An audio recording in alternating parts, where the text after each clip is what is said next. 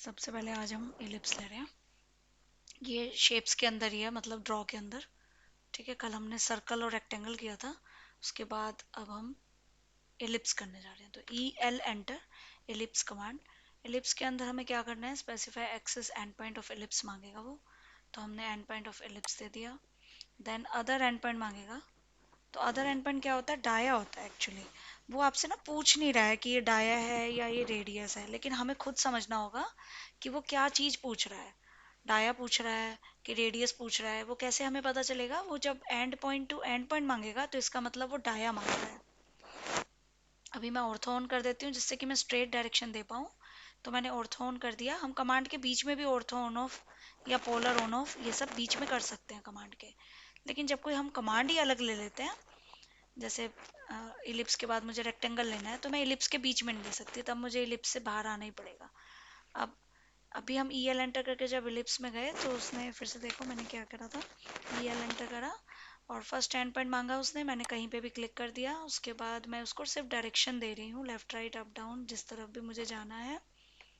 अगर मेरा polar on होगा तो मैं डायगनल भी किसी डिग्री पे भी डायरेक्शन दे सकती हूँ। अदर एंड पॉइंट जिस तरफ भी मेरे को जाना है, जैसे मान लीजिए मुझे 15 दिया मैंने, तो 15 मेरा डाया है, क्योंकि पहला एंड पॉइंट मैंने ये दे दिया और डायरेक्शन देके मैंने 15 कहा, तो 15 मेरा टोटल डाया है। अब सेंटर इसने खुद निकाला है, तो जो ये अब मेरे से डिस्टेंस टू अदर एक्सिस मांग रहा है वो एक्चुअली सेंटर से मांग रहा है। तो that means centre to other axis मांग रहा है। डिस्टेंस टू अदर एक्सिस मतलब सेंटर से डिस्टेंस मांग रहा है, तो यानी रेडियस मांग रहा है। तो सपोज मैंने दे दिया रेडियस 3, तो 3 मेरी ये रेडियस आ गई। तो हमें से ना वो पूछेगा नहीं कि वो डाया मांग रहा है कि वो रेडियस मांग रहा है। हमें खुद समझना होगा कि and point two end point मांगा तो मतलब उसने डाया मांगा, सेंटर उसने खुद निकाल लिया, और फिर सेंटर टू एंड पॉइंट उसने रेडियस हमें कंसीडर करना पड़ेगा, हमें खुद समझना पड़ेगा। वो सिर्फ हमसे कहेगा अदर एक्सिस टू। तो हमें समझना है कि उसने सेंटर क्योंकि फाइंड आउट कर दिया है, तो सेंटर टू अदर पॉइंट जो बनेगा वो रेडियस ही बनेगा। तो हमें खुद से ही उसकी बात को समझना पड़ेगा।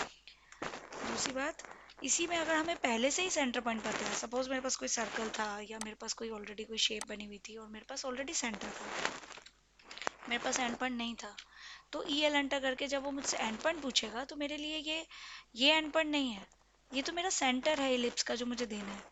तो मुझे क्या करना पड़ेगा, सेंटर मेथड में जाना पड़ेगा। यानी मैं एंड पॉइंट वाला मेथड यहाँ पे नहीं ले सकती क्योंकि मुझे एंड पॉइंट नहीं मालूम है। अगर मुझे एंड पॉइंट पता हो कि हाँ यही एंड पॉइंट है, ये वाला पॉइंट और ये वाला पॉइंट, तो मैं क्लिक करके दे सकती हूँ। लेकिन अगर मुझे सेंटर पता है तो मैं सेंटर मेथड में जाऊंगी और फिर सेंटर ऑफ इलिप्स हम देंगे यहाँ पे सेंटर पॉइंट क्लिक करके, और उसके बाद एंड पॉइंट ऑफ एक्सिस मांगेगा। तो डेफिनेटली अब हमें खुद समझना होगा कि centre to end point that means radius मांग रहा है। तो अब मैं अगर इसको 10 देती हूँ तो 10 मेरी रेडियस है, और अनदर एक्सिस तो जाएगा ही रेडियस पे, क्योंकि सेंटर फाइंड अगर एंड पॉइंट वाला मेथड होता है तो ये खुद कर लेता है। सेंटर हमने खुद से दिया है तब भी उसके पास सेंटर है, तो अदर एक्सिस तो अल्टीमेटली रेडियस ही मांग रहा है। तो सेंटर टू एंड पॉइंट ये जो अदर एक्सिस है ये हमने दे दिया, सपोज 3 या 2 या जो भी आपको देना है, या आपके पास पॉइंट है तो आप क्लिक करके भी दे सकते हो। तो इस तरीके से एक इलिप्स बन जाएगा सेंटर मेथड के थ्रू। EL एंटर इलिप्स में गए। इलिप्स में ही एक आर्क मेथड होता है, उसको हम बोलते हैं इलिप्टिकल आर्क। ये आर्क, अलग से आर्क भी है हमारे पास जो हम अलग से पढ़ेंगे, लेकिन एक आर्क है इलिप्टिकल आर्क जो इलिप्स के अंदर मिलती है। तो इसके अंदर जब हम जाते हैं तो क्वेश्चन वही करेगा हमसे, एंड पॉइंट वाला मेथड लेना है या सेंटर वाला मेथड लेना है। लेकिन जैसे मैंने axis and point of elliptical arc दे दिया, और अदर पॉइंट मैंने वही डाया वाला मेथड मैंने जो भी दिया, अभी मैंने क्लिक करके दे दिया जस्ट। तो अब डिस्टेंस टू अदर एक्सिस, फिर वही सेंटर टू एंड पॉइंट, मुझे वही अपना कोई रेडियस देना होगा। उसके बाद बात यहाँ खत्म नहीं हुई, क्योंकि ये इलिप्टिकल आर्क है, इलिप्स नहीं है। तो इलिप्स के अंदर क्योंकि बनता है इसलिए इसको इलिप्टिकल आर्क बोलते हैं। अब स्पेसिफाई स्टार्ट एंगल मांग रहा है वो मुझसे, तो स्टार्ट एंगल हमने दे दिया सपोज 30 डिग्री। फिर एंड एंगल मांग रहा है मुझसे, मैंने दे दिया सपोज वो 60 डिग्री।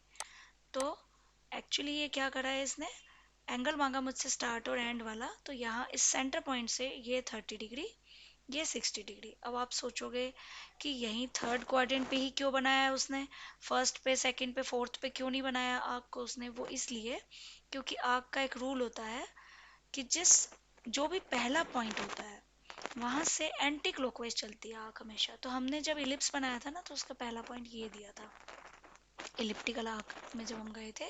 तो जब उसने मुझसे पहला पॉइंट पूछा था तो मैंने ये पॉइंट दिया था, और यहाँ से वो एंटी क्लॉकवाइज चल रहा है, तो इसीलिए ये आपका यहाँ से ही इसने एंगल बनाया है। तो जब भी आर्क कंसीडर करनी होगी तो हमें पहला पॉइंट हमेशा देखना होगा कि कहाँ से वो एंटी क्लॉकवाइज बनेगी। फर्स्ट पॉइंट से एंटी क्लॉकवाइज आर्क बनती है। दूसरी बात, इलिप्स लिया, फिर से फर्स्ट एंड पॉइंट दिया, सॉरी आर्क में गए, और मैं फिर से रिपीट कर रही हूँ इसी को, एंड पॉइंट वाला मेथड या सेंटर वाला मेथड।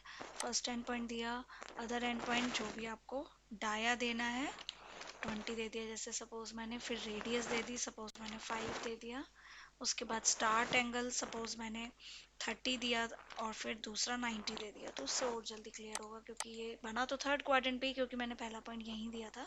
तो ये 30 डिग्री और ये 90 डिग्री, इस तरीके से सेंटर से। और अगर मेरे को क्वाड्रेंट ऊपर वाला चाहिए तो डेफिनेटली मुझे फिर इलिप्स में ही आर्क जो बनानी पड़ेगी, वो पहला पॉइंट ऊपर देना चाहिए मुझे, और फिर अदर एंड पॉइंट ये वाला होगा, और एक्सिस रेडियस ये वाला, और फिर 30 और फिर 90 जो भी मुझे देनी है एंगल। तो सेंटर से ये 30 डिग्री और ये 90 डिग्री। अब ये आपका, क्योंकि पहला पॉइंट यहाँ दिया था मैंने, तो यहाँ से एंटी क्लॉकवाइज बना है।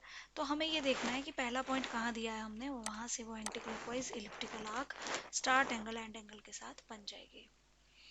इसके बाद इलिप्स के बाद हमारा आता है आर्क कमांड। अलग से भी आर्क कमांड है हमारे पास, वो भी हम ले लेते हैं। आर्क कमांड हमेशा यहीं से लेना, क्यों? क्योंकि यहाँ पर सारे मेथड बहुत क्लियरली आपको जो है मिल जाएंगे, क्योंकि ए एंटर करके आपको सारे मेथड ऐसा लगेगा, कुछ तो वैसे ही मिल जाते हैं स्टार्ट पॉइंट और सेंटर मेथड वाले, लेकिन इजी रहता है यहाँ से लेना। तो आर्क के लिए मैं ए एंटर भी कर सकते हैं, दूसरा हमारे पास यहाँ पर सारे मेथड हैं, तो हम यहाँ से आर्क पे चलेंगे। अभी जैसे मान लेते हैं, हम अभी कुछ एज्यूम कर लेते हैं कि आर्क बनाने के लिए मेरे पास यहाँ कुछ फिगर है और मेरे पास पॉइंट है। तो आर्क में जब हम जाएंगे, 3 पॉइंट मेथड लिया हमने, 3 पॉइंट मेथड, तो 3 पॉइंट लिया हमने, first point, second point, third point, 3 point को टच करके आर्क बन गई। इसमें हमारे सिर्फ 3 पॉइंट हमें क्लियर होने चाहिए फिगर में, जो भी हो, कोई डिज़ाइन के तौर पे भी हो सकते हैं, या आपका कोई डोर भी हो सकता है जिसमें 3 पॉइंट को टच करके वहाँ से हमें आर्क दिखानी पड़ेगी। हालांकि डोर के लिए रेडियस मेथड ही ज़्यादातर हम यूज़ करते हैं, तो हम रेडियस मेथड पे जाएंगे तब भी। अभी 3 पॉइंट में 3 पॉइंट हमारे पास होने चाहिए। इसके अलावा start, centre, and, start point, centre point और एंड पॉइंट। तो आप क्या करोगे, स्टार्ट पॉइंट दोगे, ध्यान रहे ये भी 3 पॉइंट है देखने में, लेकिन ये 3 पॉइंट देखने के लिए 3 पॉइंट है, लेकिन समझोगे तो स्टार्ट पॉइंट से एंटी क्लॉकवाइज का रूल यहाँ से अप्लाई होगा। स्टार्ट पॉइंट मांगेगा, सेंटर मांगेगा, एंड मांगेगा। तो इसका मतलब क्या है, स्टार्ट मांगेगा जहाँ से आर्क शुरू करनी है, फिर वो सेंटर मांग रहा है जहाँ पे आर्क का सेंटर होगा, फिर वो एंड पॉइंट मांग रहा है। मैं अब स्टार्ट और सेंटर क्योंकि मैं दे चुकी हूँ, तो वो एक तरह की रेडियस फिक्स हो गई उसकी। तो मैं कहीं पर भी अगर एंड पॉइंट देती हूँ, नीचे, ऊपर, लेफ्ट, राइट, तो डेफिनेटली क्या होगा, वो उतना ही डिस्टेंस फॉलो करेगा जो मेरा यहाँ स्टार्ट और सेंटर के बीच में था। मैं कहीं पे भी क्लिक कर लूँ, अभी ऑर्थो बंद भी कर दूँ, तो भी मैं कहीं पे भी इसके एंड पॉइंट को क्लिक करके दे सकती हूँ। तो क्योंकि मैंने ये दोनों लाइन सेम डिस्टेंस की नहीं बनाई थी, इसलिए ये वाला जो डिस्टेंस था वो अलग था। तो इस डिस्टेंस को वो फॉलो कर रहा है स्टार्ट और सेंटर के साथ, ये वाली रेडियस चल रही है, और फिर वही स्टार्ट पॉइंट से एंटी क्लॉकवाइज एंड पॉइंट तक चली। इसके बाद स्टार्ट, सेंटर, एंगल। तो स्टार्ट पॉइंट दे दिया, सेंटर पॉइंट दे दिया। अब एंगल की बात हो रही है, तो एंगल जो है हमने सपोज यहाँ पे 30 डिग्री एंगल दे दिया, तो 30 डिग्री की मेरे पास यहाँ पर एंगल का बन गया, स्टार्ट से 30 डिग्री तक का एंगल बन गया। तो एंगल मेथड जैसे स्कूल टाइम में भी हम करते थे कि पहले पॉइंट लगा लेते थे उस पर्टिकुलर एंगल पे, और फिर वहाँ पे आर्क को वहाँ तक ले जाते थे। वही स्टार्ट सेंटर ने रेडियस डिसाइड कर दी, और एंगल ने उसको बता दिया कि वो कहाँ तक एंड। तो स्टार्ट, सेंटर, एंगल के बाद start, centre, length. Okay, now आपका स्टार्ट, सेंटर, लेंथ मेथड। तो होता क्या है कि इसमें भी स्टार्ट पॉइंट दिया, सेंटर पॉइंट दिया, तो रेडियस हमारा फिक्स हो गया, और उसके बाद जो है लेंथ मांगेगा वो मुझसे। लेंथ मतलब कोड लेंथ, जैसे हम स्कूल टाइम में करते थे ना कि सर्कल के अंदर 2 पॉइंट, कोई भी हमने अगर डाया को छोड़ के कोई भी 2 पॉइंट अगर हम बना दें, वहाँ पे लाइन मार्क कर दें, तो उसको हम कोड लेंथ बोलते थे। तो वही है ये लेंथ यहाँ पे। स्टार्ट और सेंटर ने तो रेडियस दे दिया कि वो पूरा जो है हमारा आर्क, उसका रेडियस क्या होगा। दूसरा हमारे पास कहाँ तक आर्क बनेगी, वो जो एंड पॉइंट है वो उसकी लेंथ डिसाइड करेगी। ये जो ऑरेंज लाइन आप देख रहे हो, ये वाली लेंथ डायगोनल लेंथ मुझे देनी है। तो ये डायगोनल लेंथ सपोज मैंने यहाँ पे 20 दे दी, तो ये कम थी तो इसलिए उसने बनाई नहीं, तो वो बाहर आ गया। तो मैं इसे दोबारा बनाती हूँ। स्टार्ट सेंटर लेंथ, पहले मैं देख लूँ ये कितनी बनाई हुई है मैंने, क्योंकि मैंने अगर ये बहुत छोटी या बहुत बड़ी बनाई हुई होगी तो उस हिसाब से, ये अभी खुद ही 4 थी तो मैंने मेरा 10 वो वहाँ तक लेंथ नहीं ले पाएगी, तो यानी ये बहुत छोटी लेंथ है, तो मुझे छोटी ही देनी पड़ेगी। स्टार्ट सेंटर लेंथ, तो स्टार्ट पॉइंट, सेंटर पॉइंट और फिर लेंथ। लेंथ ये ऑरेंज बाउंड्री वाली डायगोनल लेंथ, तो सपोज मैंने ये 1 दे दी, तो 1 डिस्टेंस की ये लेंथ बन गई। मतलब इस पॉइंट से इस पॉइंट का जो डिस्टेंस है वो 1 है। इस तरीके से आप आर्क लेंथ मेथड से भी आर्क को बना सकते हो। इसके बाद start and angle. Start and angle मतलब आपको एंड देना है पर्टिकुलरली, सेंटर नहीं है मेरे पास एंड है इस केस में। तो start and angle, start point देना है, एंड पॉइंट देना है और एंगल देना है। तो स्टार्ट पॉइंट दे दिया, एंड पॉइंट दे दिया और उसके बाद एंगल दे दिया। एंगल सपोज मैंने दिया 45 डिग्री, तो 45 डिग्री के एंगल पे ये बन गई। अब आप सोचोगे ये 45 हुआ कैसे, स्टार्ट हमने ये दे दिया था, एंड हमने ये दे दिया था।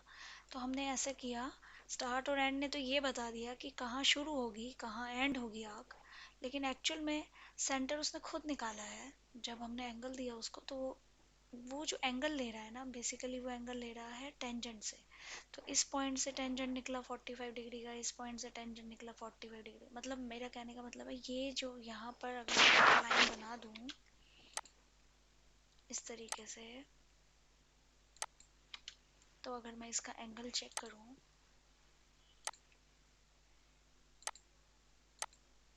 तो वो 45 डिग्री है।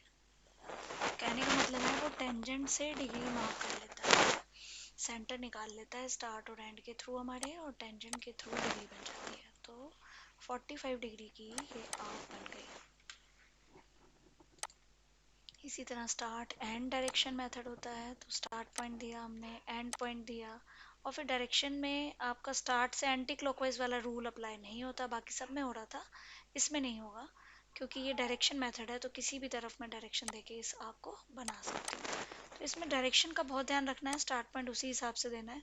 डायरेक्शन अगर स्टार्ट एंड रेडियस है, अगर मैं स्टार्ट पॉइंट ये दे रही हूँ और एंड पॉइंट ये दे रही हूँ, और रेडियस मेरे को पहले तो ये डिस्टेंस पता होना ज़रूरी है रेडियस के लिए कि ये 4.2 था, अगर ये भी 4.2 था तब ये पूरी एग्जैक्ट 4.2 यहाँ पर करेक्टली बनेगी। तो पहले मैं यहाँ पर एक करेक्ट डिस्टेंस की लाइन मार्क कर देती हूँ। सपोज मैंने यहाँ 5 डिस्टेंस की लाइन ले ली, और फिर मैंने यहाँ पर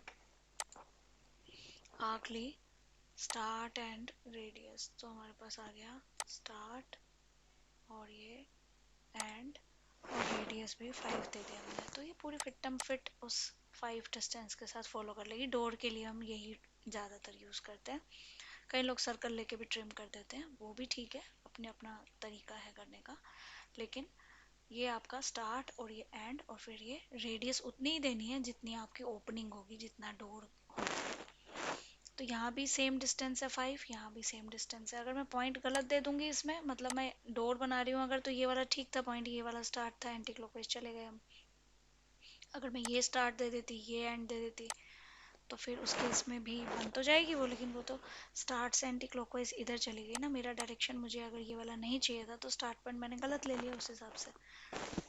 और अगर डायरेक्शन ही यही था, कोई डिज़ाइन ही यही था, तो फिर ये स्टार्ट पॉइंट करेक्ट हो गया। तो स्टार्ट पॉइंट बहुत सोच समझ के इसमें हमें लेना है कि स्टार्ट से एंटी क्लॉकवाइज हमारी आर्क बनेगी। तो स्टार्ट एंड रेडियस के लिए आपको बस ये देखना है कि स्टार्ट एंड और रेडियस मैंने सेम डिस्टेंस की लाइन ली है, हॉरिजॉन्टल भी और वर्टिकल भी, तभी वो एकदम फिटम फिट बनाएगा। अगर मैं बहुत ज़्यादा रेडियस दे दूंगी तो भी वो इस एरिया में स्टार्ट और एंड में फिट नहीं होगी, तो भी बनाएगा नहीं वो। मैं बहुत कम दे दूंगी जहाँ वो फिट नहीं हो सकता, तो भी वो नहीं बनाएगा। तो कहने का मतलब है ये डिस्टेंस आपको पता होना चाहिए जब भी स्टार्ट और एंड दे रहे हो और फिर रेडियस दे रहे हो, तो ये डिस्टेंस भी पता होना चाहिए। ये सबसे इम्पोर्टेंट हमारी याद थी।